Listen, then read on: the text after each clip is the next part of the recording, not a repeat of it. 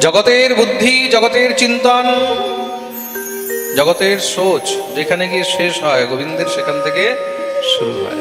প্রেম সে বলো রাধে রাধে, বলো না আরো জোরে, আরো জোরে, আরো জোরে, সবাই দোনো হাত উপরে করে জয় জয় শ্রী রাধে।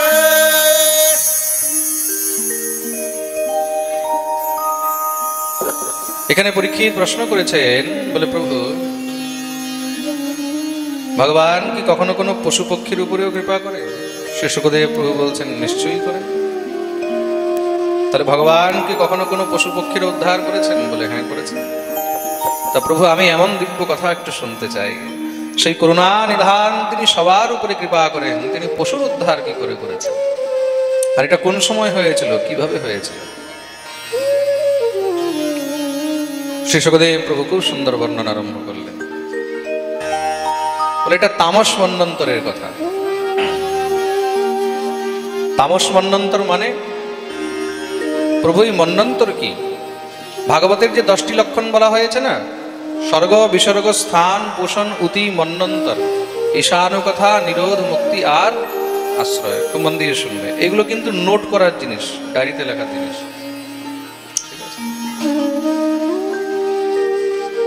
শুধু শুনলে হবে না, এগুলোকে সব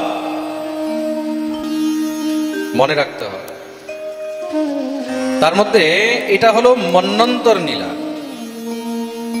মন্বন্তর কাকে বলে? সৃষ্টির মধ্যে ভগবান কাল বিভাগ সময়ের একটি গণনা তৈরি করে রেখেছেন। কাল বিভাগ সময় কি করে গণনা করেছেন? 8টি প্রহরে এক দিন হয়। খুব মন দিয়ে শুনবেন, 8 প্রহরে এক দিন হয়।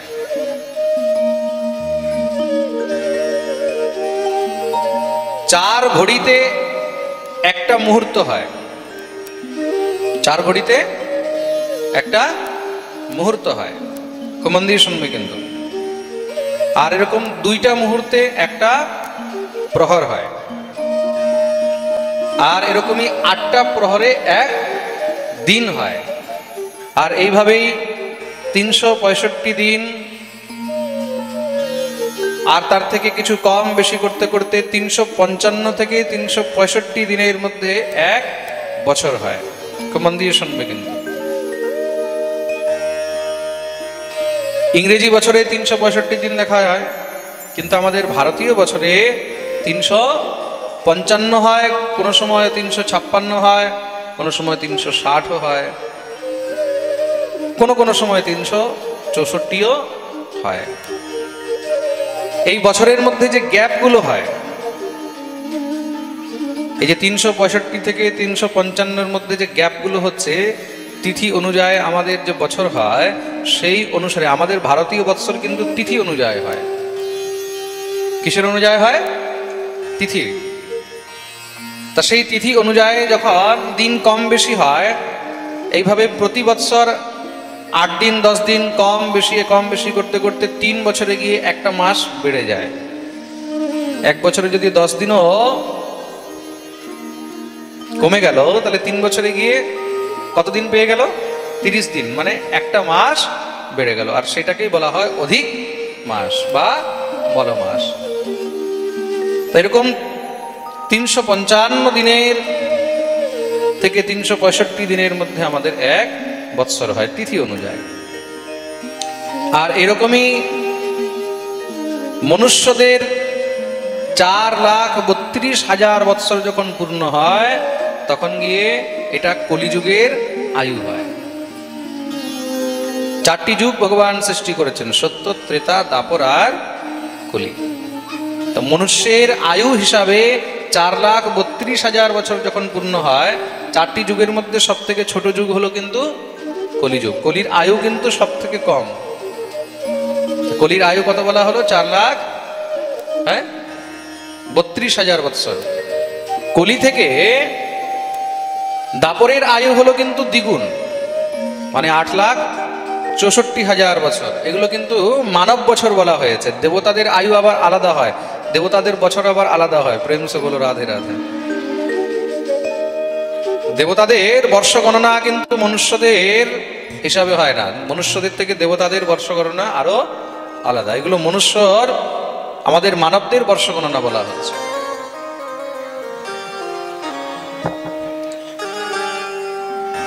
আর ত্রেতার আয়ু কলির 3 গুণ হয়, মানে 4,32,000-এর 3 গুণ করো, 12,96,000 বছর হয়। এটা হলো ত্রেতা যুগের আয়ু। আর সত্য যুগের আয়ু কলিযুগের 4 গুণ, মানে কত হলো? 4,32,000-এর 4 গুণ করো, 17,28,000 বছর। প্রেম সে বলো রাধে রাধে। এটা হলো সত্য যুগের আয়ু। যেমন যেমন যুগ হয় সেই যুগের অনুরূপ সেই যুগের মানুষের আয়ুও হয়। কলিযুগে যদি মানুষ 100 বছর 100 বছর বাঁচছে, দাপরে তারা আর থেকে আরো বেশি বাঁচত। ত্রেতারে তাদের আয়ু আরো হতো, সত্য যুগে তাদের আয়ু আরো বেশি হতো। প্রেম সে বলো রাধে রাধে। এই প্রকার 4টি যুগ, একটি যুগের পরে আরেকটি এইভাবে শৃঙ্খলা রয়েছে। সত্যের পরে ত্রেতা, ত্রেতার পরে দাপর, দাপরের পরে কলি, কলির পরে আবার সত্য যুগ, আবার ত্রেতা, আবার দাপর, আবার কলি। এই 4টা যুগ যখন পেরিয়ে যায়, এই 4টা যুগ কমপ্লিট হলে তাকে চতুর্যুগী বলা হয়। কি বলা হয়? জোরে বলা, চতুর্যুগী। আর এইভাবে যখন 71টি চতুর্যুগী হয়, তখন গিয়ে একটি মন্বন্তর হয়। তখন গিয়ে একটি মন্বন্তর হয়। একটি মন্বন্তর মানে একটি মনুর শাসনকাল হয়, একটি মনুর রাজত্ব। আর এক মনুর রাজত্বে এক ইন্দ্র, এক চন্দ্র, এক সূর্য হয়। যত মনু পরিবর্তন হয়, মনু পাল্টায়, ইন্দ্রও পাল্টায়, চন্দ্রও পাল্টায়, আর সূর্য পাল্টায়। সমস্ত দেবতাদের স্টাফ পাল্টিয়ে যায়। প্রেম সে বলো রাধে রাধে। কত বড় একটা নলেজ! যারা ভাবে যে এই দেবতারা পার্মানেন্ট, এই ইন্দ্র পার্মানেন্ট নয়, এই চন্দ্র পার্মানেন্ট নয়, এই সূর্য পার্মানেন্ট নয়। তখন সূর্য পরিবর্তন হয়, তখন অন্য কেউ সূর্য হবে, অন্য কেউ ইন্দ্র হবে। যেরকম বামন ভগবান রাজা বলিকে আশীর্বাদ দিয়ে রেখেছেন, আগামী মন্বন্তরে তুমি ইন্দ্র হবে। বর্তমানে যে ইন্দ্র আছে, এখন যেই মন্বন্তর চলছে তার নাম হলো বৈবস্বত মন্বন্তর। আগামী মন্বন্তর যে আসবে তার নাম হলো সাবর্ণী মন্বন্তর। বন সকতা হ্যায়। প্রেম সে বলো রাধে রাধে। তার মানে কি, এই দেবতারাও কিন্তু পার্মানেন্ট নয়। একদিন এদেরকেও সিট খালি করতে হবে। যেরকম 5 বছরের সরকার হয়, সেরকম এদেরও একটি মন্বন্তরের সরকার হয়। মন্বন্তর শেষ, সরকার ভঙ্গ, নতুন গভর্নমেন্ট চালু। প্রেম সে বলো রাধে রাধে। এইভাবে যখন 14টি মন্বন্তর হয়, আর দ্বিতীয় 50 বছরকে দ্বিতীয় পাঠ করা হয়েছে। অর্ধেককে পরার্ধ, অর্ধেককে উত্তরার্ধ বলা হয়। দুটি পরার্ধ যখন পূর্ণ হয়, মানে 100 বছর পূর্ণ হয়, তখন গিয়ে ভগবানের একটি নিমেষ মাত্র হয়। কি হয়? জোরে বলো। নিমেষ। নিমেষ মানে যতক্ষণে আমাদের চোখের পাতাগুলো পড়ছে, এই যে মানে ভগবানের চোখের পাতা পড়লো মানে এক ব্রহ্মা শেষ। প্রেম সে বলো রাধে রাধে। তাহলে বিচার করে দেখো সেই ভগবান কত বিরাট, সেই ভগবান কত বিশাল। সেই ভগবানের সঙ্গে আমরা তুলনা করতে যাই, তার সামনে আমরা তো মহারাজ মাছি মশাও নই।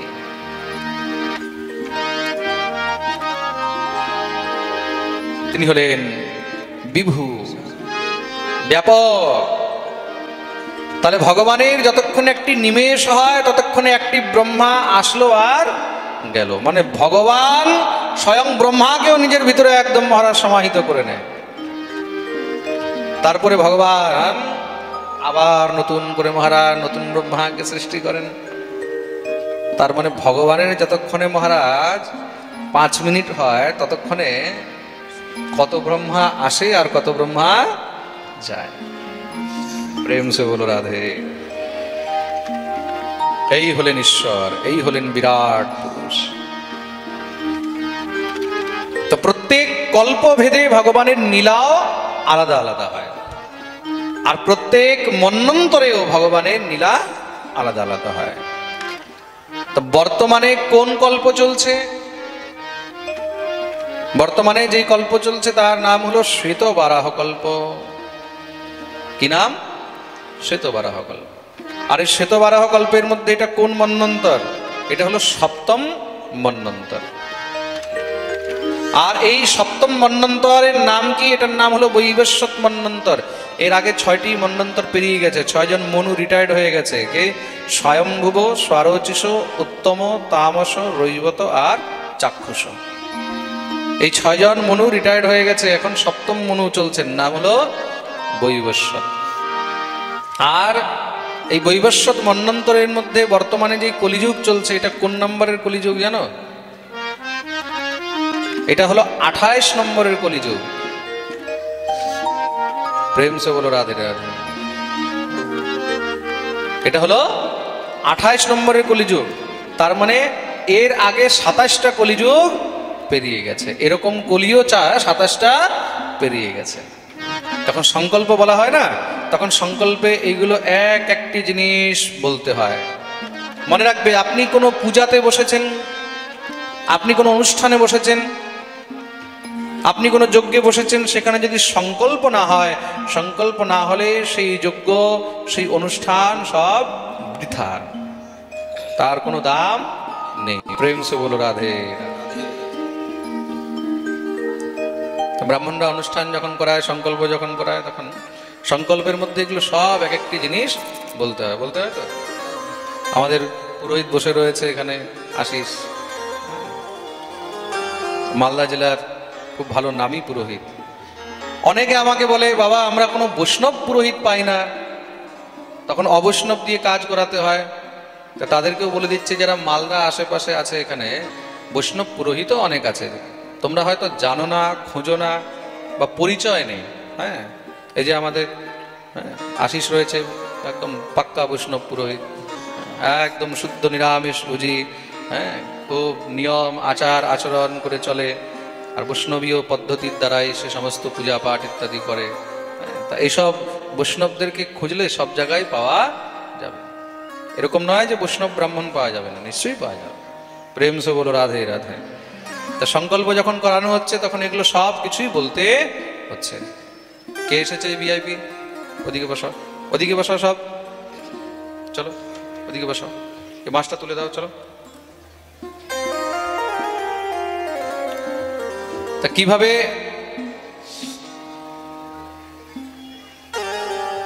সংকল্প করা হচ্ছে? ওম বিষ্ণু বিষ্ণু বিষ্ণু শ্রীমদ ভগবত মহাপুরুষস্য বিষ্ণুরাজ্ঞা প্রবর্তমানস্য আদ্য ব্রহ্মণোর্হি দ্বিতীয় পরার্ধে। এখন কিন্তু ব্রহ্মার দ্বিতীয় পরার্ধ চলছে। দ্বিতীয় পরার্ধ মানে কি? 50 বছরের উপরে বয়স হয়ে গেছে ব্রহ্মার। ব্রহ্মাও এখন বুড়ো হওয়ার লাইনে আছে। প্রেম সে বলো রাধে রাধে। 50-এর উপরে বয়স হয়ে গেছে। দ্বিতীয় পরার্ধে শ্রী শ্বেত বারাহ কল্পে বৈবস্বত মন্বন্তরে অষ্টাবিংশতিতমে কলিযুগে, কলি প্রথম চরণে, কলিযুগ 28 নম্বর কলিযুগ। আর সেই কলিযুগের মধ্যেও এখন কোন চরণ চলছে? প্রত্যেকটি যুগের 4টি চরণ হয়। যুগের 4টি চরণ হয়। 4,32,000-এর যদি 4 ভাগ করো, তো প্রথম ভাগটা প্রথম চরণ, দ্বিতীয় ভাগ দ্বিতীয় চরণ। তা কলিযুগের এখন প্রথম চরণ চলছে। বর্তমানে কলিযুগের মাত্র 5,000 কিছু বছর পেরিয়েছে। তো বিচার করে দেখুন, 4,32,000-এর মধ্যে 5,000 বছর পেরিয়েছে, অ্যাপ্রক্স 4,27,000 বছর কলিযুগের এখনো বাকি আছে। আমরা এখন থেকে কাঁদছি, ঘোর কলিযুগ, ঘোর কলিযুগ, ঘোর কলিযুগ। আরে বাবা, এখনো তো ভোর হলো না। ঘোর হলে না জানে কি হবে। যখন ঘোর হবে, তখন তো একজন আরেকজনকে মেরে খাবে। প্রেম সে বলো রাধে। মেরে খাবে কি? খাওয়া শুরু হয়ে গেছে। কিছুদিন আগে আমি একটা খবর শুনেছিলাম যে একটা ছেলে একটা মেয়েকে 35 টুকরো করে কেটেছে, নিজের প্রেমিকাকে। 4 বছর 5 বছর ছিল, হয়তো সবাই খবর দেখেছে হবে, ওটা শুনেছে। কালকে একটা নতুন খবর শুনলাম। ওই খবরের মধ্যে দেখছি মহারাজ, একটা মেয়ে মানে সে নিজের স্বামীকে কেটে ছোট ছোট টুকরো করে সেটাকে রোজ স্যুপ বানিয়ে বানিয়ে খেয়ে শেষ করে দিয়েছে। বিচার করে দেখো, এগুলো কি মানুষ না এগুলো নরপিশাচ? মিডিয়ায় জিজ্ঞাসা করছে, আপনি এত নোংরা এত ঘৃণার কাজ করেছেন, তার সঙ্গে আপনি থেকে জীবনভর আর তাকে এইভাবে আপনি হত্যা করতে পারলেন? বলে আমি ওকে ভালোবাসতাম তো, তার জন্য আমি ওকে বাইরে ফেলিনি, নিজের ভিতরেই ঢুকিয়ে নিয়েছি। বিচার করে দেখো এই সংসারে মানুষ কত পিশাচ হয়ে গেছে। কলির প্রথম চরণেই কিন্তু অন্তিমের লক্ষণ দেখা দেবে, এটাও লেখা রয়েছে। কলিযুগের মধ্যে এমন এমন পাপ হবে যে পাপগুলো আপনারা স্বপ্নেও কখনো বিচার করেননি। প্রেম সে বলো রাধে। কখনো স্বপ্নেও বিচার করেননি যেসব জিনিস, সেগুলো আপনারা কলিযুগের মধ্যে দেখতে পাবেন। কখনো আপনারা ভেবেছিলেন যে বড় বড় দাড়িওয়ালা ছেলেরা লিপস্টিক লাগিয়ে শাড়ি পরে তারপরে ঘুরবে? ফেসবুক খুলে দেখুন, বড় বড় দাড়ি মারা শাড়ি পরে লিপস্টিক লাগিয়ে ফেসবুকের মধ্যে ভিডিও দিচ্ছে। বিচার করে দেখুন যুগ কোথায় নেমে এসেছে। প্রেম সে বলো রাধে। এখন কলিযুগের প্রথম চরণ চলছে মাত্র, কলিযুগে কলি প্রথম চরণে। এক একটি জিনিস সংকল্পের মধ্যে বলা হয়, তাতে কি এটা হয়ে গেল আপনার রেজিস্ট্রি। এটা সেখানে দেবতাদের ডায়েরির মধ্যে নোট হয়ে গেল যে অমুক ব্যক্তি অমুক গোত্রে উৎপন্ন। সংকল্পে আরো তারপরে আসছে না, कलियुगे कली प्रथम चरणे जम्बूद्वीपे भरतखंडे भारतवर्षांतर्गते आर्यावर्तैक देशांतर्गते पश्चिम बंगाल प्रदेश स्थितौ मालदा नाम्नी नगरे मालदा मंडलांतर्गते कालियाचक नाम्नी स्थाने राजनगर नाम्नी ग्रामे अमुकामुक गोत्र उत्पन्नोहम अमुकामुक नामोहम अमुकामुक कर्मम वयम करिष्ये। एक एकटी जिनिस आमादेर एखाने किन्तु सिद्धांत दिए बला है। प्रेम से बोलो राधे। पाठ करछि बोले पुरोहित तो छाड़िनी आमि एखोनो। युद्ध छेड़े दिलेও किन्तु ब्राह्मण के तलोयार चालानो शिखे राखते हैं। प्रेम से बोलो राधे राधे।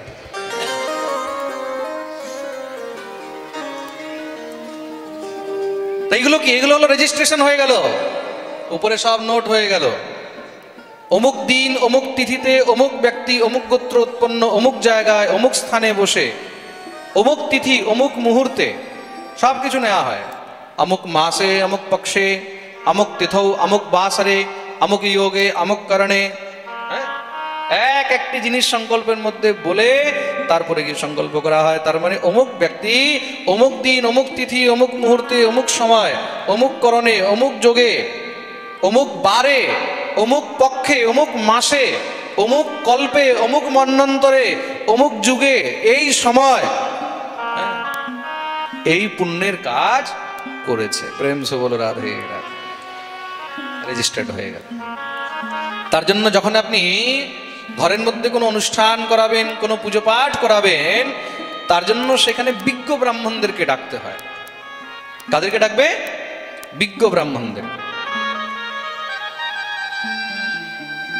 যারা শিক্ষিত ব্রাহ্মণ, বেদ শাস্ত্র বিশুদ্ধকৃত, যাদেরকে বেদ শাস্ত্রের জ্ঞান রয়েছে, যারা শুদ্ধ উচ্চারণ করে আপনার সমস্ত মহারাজ পূজা পাঠ ইত্যাদি করাতে পারে এমন বেদজ্ঞদেরকে ডেকেই করানো উচিত।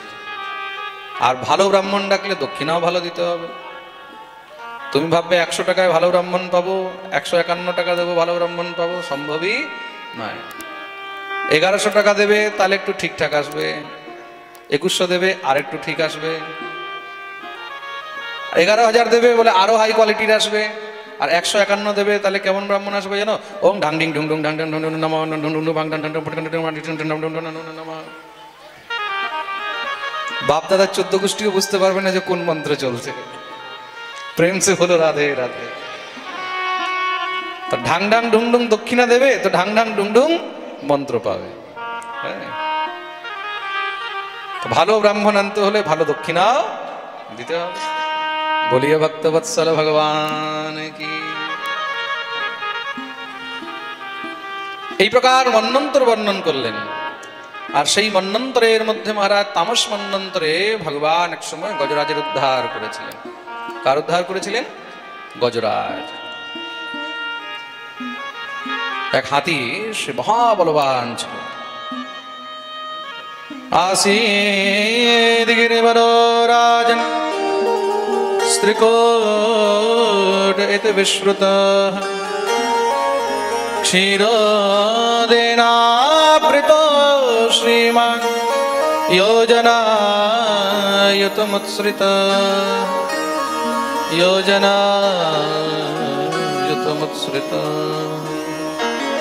आसीद् गिरिवरो राजन त्रिकूट इति विश्रुतः। एक समय त्रिकूट पर्वतेर उपरे एक अनेक बलवान गजराज छिल, तार मध्य 10,000 हाथीर बल छिल। আর যত বল ছিল সেই বলের অভিমানও ছিল। বলা হয়েছে না, যেই বস্তু তোমার কাছে একটু বেশি হয়ে যাবে তখন তার অভিমানও হয়ে যাবে। প্রেম সে বলো রাধে রাধে। শত শত স্ত্রী, তার শত শত পুত্র, সেই অভিমানী গজরাজ রাস্তায় মহারাজ যদি কোনো বড় বড় বৃক্ষ দেখে সেটাকে সুঁড় দিয়ে তুলে একদম চুরমার করে দেয়। মানুষের কাছে যেই বস্তু বেশি হয় না তখন মানুষ তার প্রদর্শন না করে থাকতে পারে না। যার অর্থ হয় দেখবে কথায় কথায় নিজের টাকার গরম দেখায়, দেখায় না?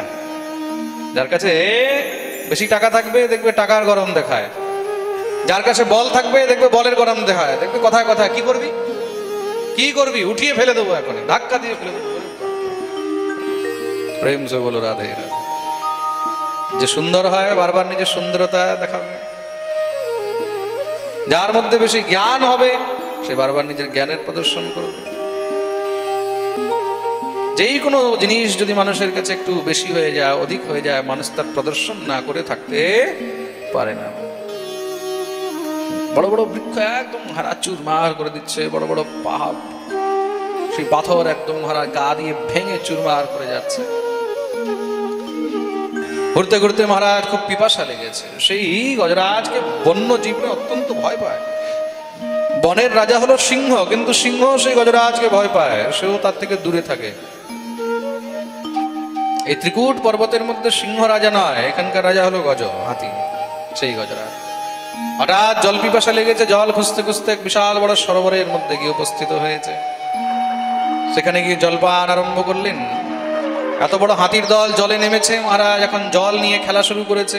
হাতির কিন্তু দুর্বলতা হলো জল, জল দেখলে আর হাতি থাকতে পারে না। জলের মধ্যে লাফালাফি যতক্ষণ না করবে হাতির শান্তি হবে না। সেই জলের মধ্যে যত জলচর জীব ছিল তারা কষ্ট পাচ্ছে। আপনার ঘরের মধ্যে কেউ এসেছে, আর এসে যদি মহারাজ সেখানে আপনার ঘরে জিনিসপত্র ছোড়াছুড়ি শুরু করে দেয়, চেয়ার তুলে পড়েছে, কেউ টিভি তুলে ফেলছে, টেবিল তুলে ফেলে দিচ্ছে, তখন আপনি কি করবেন? বলছে অতিথি দেব ভব, তখন আর মনে হবে এটা দেবতা? তখন মনে হয় ডান্ডা নিয়ে এটাকে দেখাই এখনই মজা, তখন আর অতিথি টতিথি দেখবে না। সেই জলচর জীবের মধ্যে এক বলবান গ্রাহ ছিল, গ্রাহ মানে কুমির। সে কুপিত হয়ে সোজা গিয়ে গজরাজের পা ধরে টানতে লেগেছে, বলে এটাকেই আগে ডুবাও। কেন? যদি যুদ্ধ শেষ করতে হয় তাড়াতাড়ি আগে রাজাকে মেরে দাও। গজরাজের পা ধরে যখন টানতে লেগেছে, গজরাজ সেও মহাবলবান, সেও তাকে বাইরের দিকে টানছে। দুজনের মধ্যে যুদ্ধ আরম্ভ হয়ে গেল। কিন্তু জলচর জীবের শক্তি তো জলের মধ্যে 1000 গুণ বেড়ে যায়। কোনো মতেও যখন আর সেই গজ তাকে বাইরে টেনে বের করতে পারছে না, তার স্ত্রী পুত্র সবাই মিলে তাকে টানাটানি আরম্ভ করে দিয়েছে, কোনো মতেও আর তাকে বের করতে পারছে না। দেখতে দেখতে মহারাজ দিনের উপরে দিন পেরিয়ে যাচ্ছে। তার পুত্রগণ দেখলো বাবা তো বৃদ্ধ হয়েছে, আজ নয় কাল তো মরবেই, তার জন্য আমাদের জীবনের যা 2-4 দিন বাকি আছে এগুলো কেন নষ্ট করি। পুত্রগণ ছেড়ে দিয়ে চলে গেলেন। কিন্তু পত্নীগণ, স্ত্রীগণ তারা কি করে ছাড়ে? 7 জন্মের বন্ধন, কিন্তু আর কতক্ষণ। দেখতে দেখতে মহারাজ আরো কিছু সময় যখন পেরিয়েছে, 2, 4, 5, 10 দিন আরো পেরিয়েছে, এবার সেই স্ত্রীগণ তাকে ছেড়ে দিয়ে চলে গেলেন। এ তো আর বাঁচবে না, তার জন্য আমাদের জীবনের যা কিছুদিন বাকি আছে সেটা কেন নষ্ট? স্ত্রীগণ ছেড়ে দিয়ে চলে গেলেন। সুখদেব প্রভু বলছেন, দেখেছো পরীক্ষিত, এই হলো সংসার। যতদিন পর্যন্ত তুমি সংসারের জন্য করতে পারছো ততদিন পর্যন্ত তোমার দাম আছে। যেদিন তুমি বিছানায় পড়ে যাবে, সবাইকে তোমার সেবা করতে হবে, সেদিন তারাই সব থেকে আগে বলবে, বলে বুড়ি যত তাড়াতাড়ি মরে ততই ভালো, বলে বুড়ো যত তাড়াতাড়ি মরে ততই ভালো। প্রেম সে বলো রাধে রাধে। 1000 বৎসর পর্যন্ত গজ আর গ্রাহের মধ্যে যুদ্ধ চলেছে, 1000 বৎসর পর্যন্ত।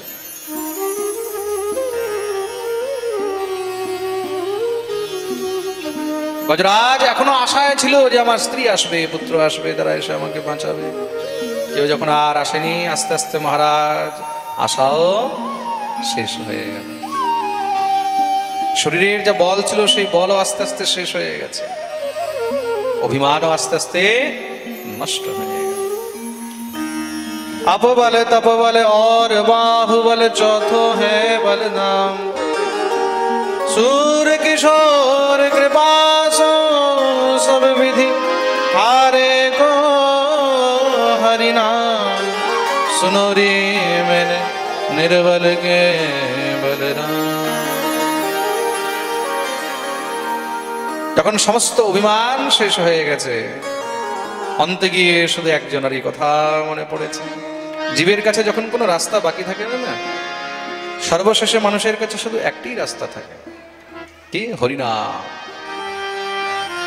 হে গোবিন্দ হে গোপাল রাখো শরণ, আব তো জীবন হার। গজরাজকে অন্তে গিয়ে গোবিন্দের কথা মনে পড়লো। গজরাজ দিব্য মহারাজ, শুধু মাথাটা বাকি আছে তো দেখছে, এখন এটাও ডুবে গেলে আমি তো মরে যাব। শুনেছি অন্ত সময় জীব যদি ভগবানকে ডেকে হত্যা করে নিশ্চয়ই তার সদ্গতি হয়, আর যদি তার কৃপা হয় সে নিশ্চয়ই আমাকে বাঁচাতে দিব্য গোবিন্দকে ডাকা আরম্ভ করেছে।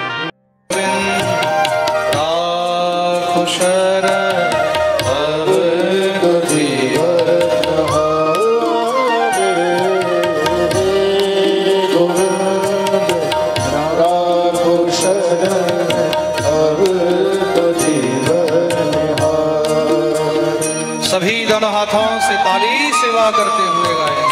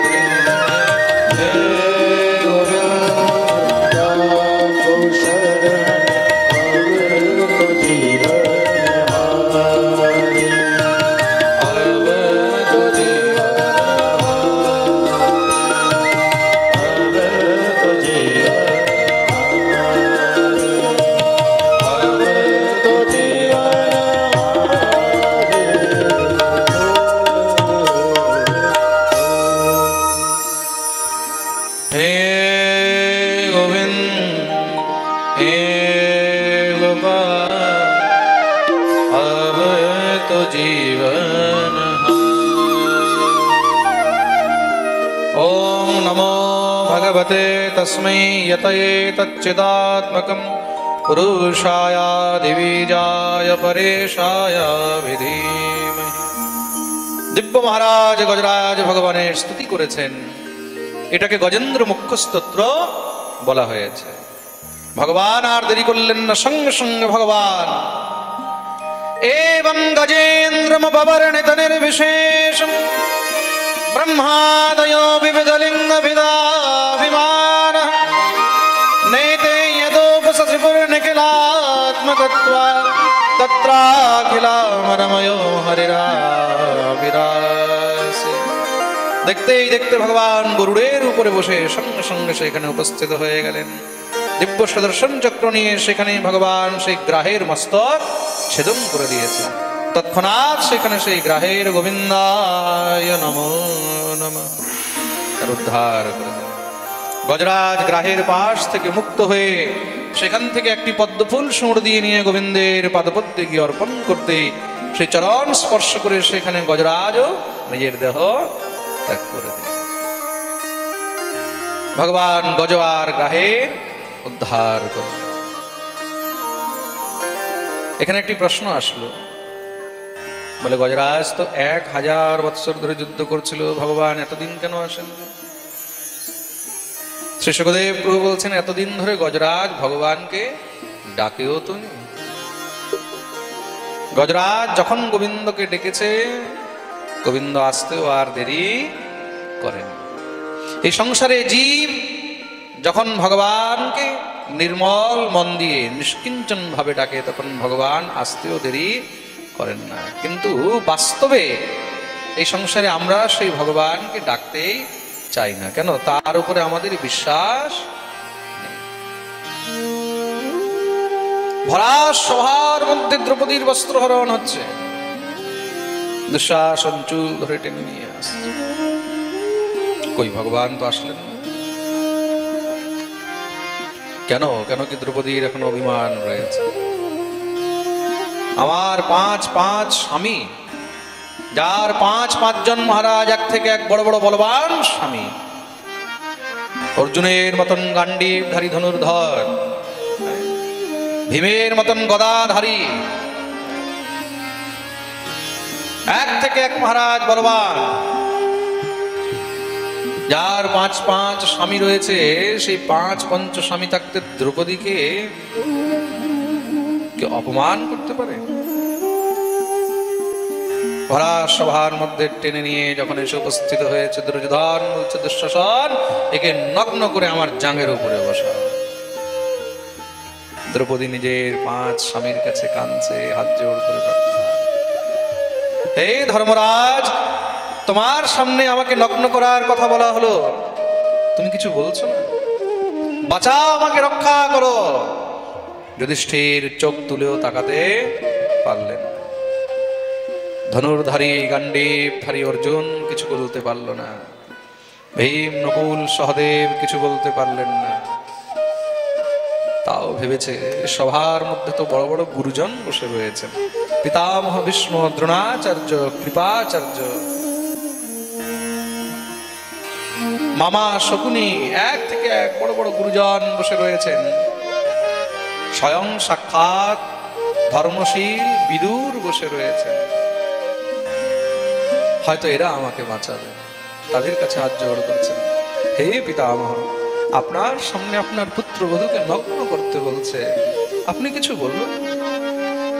পিতামহ রক্ষা করুন, হে গুরুদেব রক্ষা করুন, হে আচার্য রক্ষা করুন, হে নীতিবিদ, হে পিতৃতুল্য বিদু, আপনি রক্ষা করুন।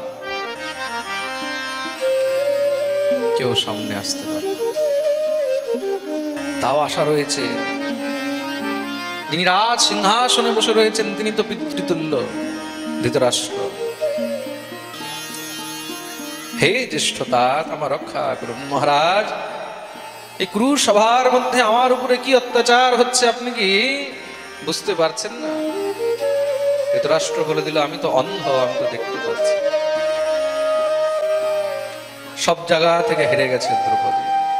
দুঃশাসন যখন বস্ত্র টানছে, তাও নিজের শরীরে তো কিছু দম রয়েছে, তাকত রয়েছে, ভাবছে নিজেকে যদি বাঁচিয়ে নিই, কিন্তু দুঃশাসনের মতন বলবানের সামনে দ্রৌপদী নিজেকে কি করে বাঁচাবে? যখন দেখছে কোনো রাস্তা নেই, অন্তে গিয়ে আজকে গোবিন্দের কথা মনে পড়েছে।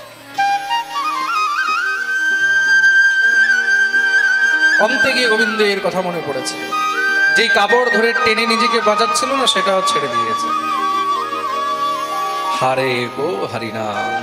জীব যখন জগতের মধ্যে সব জায়গা থেকে হেরে যায়, তখন তার কাছে অন্তে শেষে গিয়ে শুধু সেই হরির নাম, গোবিন্দের নাম সাহারা। দুই হাত উপরে করে বলছে, শ্রীকৃষ্ণ দ্বারিকাবাস কৃষ্ণ গোপী জনপ্রিয় কৌরবে পরিভূতানাম কিম ন পশ্যসি কেশ। হে দ্বারকাধীশ, রক্ষা করো। তুমি দেখতে পাচ্ছ এই ভরা সবার মধ্যে, সবার সামনে তোমার এই কৃষ্ণকে নগ্ন করা হচ্ছে। এই দেহ তুমি দিয়েছ মাধব, এই শরীর তুমি দিয়েছ, এই মান তুমি দিয়েছ, এই সম্মান তুমি দিয়েছ। আজকে যদি সবার সামনে আমাকে নগ্ন করা হয়, তাহলে একটা নারীর নয়, তোমার লাজ নষ্ট হবে, তোমার মর্যাদা নষ্ট হবে। রক্ষা রক্ষা। ভগবান কিঞ্চিত দেরি করেন। মনে হয় ভগবান বোধহয় এক পায়ে দাঁড়িয়েছিলেন যে কখন আমাকে দ্রৌপদী ডাকবে আর কখন আমি যাব। সঙ্গে সঙ্গে ভগবান সেখানে এসে উপস্থিত হয়ে গেলেন। দ্রৌপদীর বস্ত্র ভগবান এইভাবে নিবারণ করলেন যে দুঃশাসন নিজে সেই বস্ত্র টানতে টানতে মূর্ছিত হয়ে পড়ে গেল। সভার মধ্যে এই আশ্চর্য সবাই দেখে বিস্মিত হয়ে গেল। ভগবান এতক্ষণ কেন আসেননি? কেন কি এতক্ষণ গোবিন্দকে দ্রৌপদী ডাকে? যখন ডেকেছে, দ্বারকাধীশ আসতেও আর দেরি করে। ভগবান বলছেন, আরে আমি তো আসার জন্য তৈরি হয়ে বসে রয়েছে, কিন্তু আমাকে কেউ ডাকলে তো আমি আসি। ভক্ত বাঞ্ছা গল্পতরু ভগবান সব সময় ভক্তের জন্য এক পায়ে দাঁড়িয়ে। कौन कहता है भगवान आते नहीं, सच तो यह है कि हम बुलाते नहीं। कौन कहता है भगवान खाते नहीं, बेर शबरी के जैसे खिलाते। कौन कहता है भगवान सोते नहीं, माँ यशोदा के जैसे सुलाते। সেই ভাব আমাদের মধ্যে। ভগবান তো আসার জন্য তৈরি হয়ে বসে রয়েছেন, কিন্তু সেই গোবিন্দকে ডাকার ভাব আমাদের অন্তরে।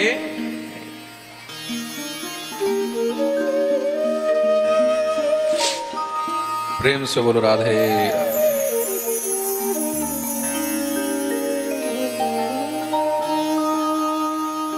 গজরাজ গোবিন্দকে ডেকেছেন, ভগবান তার উদ্ধার করলেন। শ্রী শুকদেব প্রভু বলছেন, যেই জীব এই গজেন্দ্র মোক্ষ বর্ণন নিত্য পাঠ করে বা শ্রবণ করে, ভগবান তাকে সংসারের সমস্ত বন্ধন থেকে মুক্ত করে দেন। অনেক ভক্তরা বারবার আমাকে বলে, মহারাজ এই গজেন্দ্র মোক্ষ স্তোত্র কোথায় পাবো? বইয়ের দোকানে গীতা প্রেস গোরখপুর থেকে গজেন্দ্র মোক্ষ স্তোত্র আলাদা করে পাওয়া যায়। কেউ যদি সেখান থেকে না নিতে পারেন, তাহলে নিজের ঘরের মধ্যে যাদের যাদের ভাগবত রয়েছে, বলে দিই শ্রীমদ্ ভাগবতে অষ্টম স্কন্ধের 3য় অধ্যায়, এটা হলো গজেন্দ্র মোক্ষ স্তোত্র। অন্যথা কেউ যদি পাঠ না করতে পারেন, কার উপরে ঋণ রয়েছে বা কারাগারে বন্দী রয়েছে, ঋণ শোধ হচ্ছে না, আর কারাগৃহ থেকে মুক্ত হতে পারছে না, তাকে নিত্যই গজেন্দ্র মোক্ষ স্তোত্র পাঠ করা উচিত। তাই ইউটিউবের মধ্যে গজেন্দ্র মোক্ষ স্তোত্র পাঠ করে সেখানে আমাদের দেওয়া আছে, আমি দিয়ে রেখেছি। সেখান থেকেও আপনারা নিত্য গজেন্দ্র মোক্ষ স্তোত্রটা শুনতে পারবেন। বলিয়ে ভক্তবৎসল ভগবান কি। বলি গজ আর গ্রাহ এমন কি পুণ্য করেছে যে স্বয়ং ভগবান তাদের উদ্ধার করলেন। আর এমন কি বা পাপ করেছে যে তাদেরকে গজ আর গ্রাহ হয়ে জন্ম নিতে হলো? শ্রী শুকদেব প্রভু তাদের পূর্বজন্মের কথা শ্রবণ করালেন। পূর্বজন্মে এই যে গ্রাহ ছিল, হুহু নামের এক গন্ধর্ব ছিল। योऽसो ग्राह सवे सद्यः परमाश्चर्यरूपधुक् मुक्तो देवलशापेन হুহুর্গন্ধর্বসত্তম। এক সময় দেবল ঋষি নদীতে স্নান করেছিলেন। এই হুহু গন্ধর্ব গিয়ে জলের মধ্যে ঢুকে ঋষির পা ধরে টানতে লেগেছে। ঋষি তাকে টেনে বাইরে বের করে নিলেন। দেখলেন গন্ধর্ব কুপিত, অভিশাপ দিয়ে দিলেন, যা তুই জলচর হয়ে যাবি, কুমির হয়ে যাবি। চরণে পড়ে কাঁদতে লাগলেন, প্রভু আমার ভুল হয়ে গেছে, আমার মুক্তি কি করে হবে? সাধুর হৃদয় তো যত তাড়াতাড়ি রুষ্ট হয় তত তাড়াতাড়ি তুষ্ট হয়ে যায়। ক্ষণেই রুষ্টা ক্ষণেই তুষ্টা, রুষ্টা তুষ্টা ক্ষণেই ক্ষণেই। ঠিক আছে, যাও, তোমার উদ্ধার হবে, কিন্তু মনে রাখবে চরণ ধরতে ধরতে যে সময় তুমি কোনো ভগবত ভক্তের চরণ ধরে নেবে সেদিনই তোমার উদ্ধার হয়ে যাবে। তার জন্য এই চরণ ধরার অভ্যাসটা রাখতে হয়। প্রেম সে বলো রাধে। আর এই গজরাজ কে ছিল? এই গজরাজ পূর্বজন্মে ইন্দ্রদ্যুম্ন নামক রাজা ছিলেন। নিজের রাজপাট সব পরিত্যাগ করে দিয়ে বনে গিয়ে সেখানে পর্ণকুটি বানিয়ে ভজন করছেন। একদিন অগস্ত্য ঋষি নিজের শিষ্যদেরকে নিয়ে সেদিক দিয়ে যাচ্ছিল। দূর থেকে অগস্ত্যকে দেখে রাজা তাড়াতাড়ি করে একদম আর গায়ের মধ্যে চাদর টাদর দিয়ে একদম জপ করতে বসে গেছে। ভাবছে এই ঋষি দেখলে খুব খুশি হবে, দেখো কত ভালো ভজনানন্দী, কত ভালো সাধু হয়ে গেছে। ঋষি আরো উল্টো কুপিত হয়ে গেলেন, দুষ্ট। কোথায় সাধু গুরু বৈষ্ণব গুরুজনদেরকে দেখলে সম্মান করবে, তাকে আসন দেবে, তার বন্দন করবে, সেই জায়গায় এই দুষ্ট অভিমান করে বসে আছে হাতির মতন।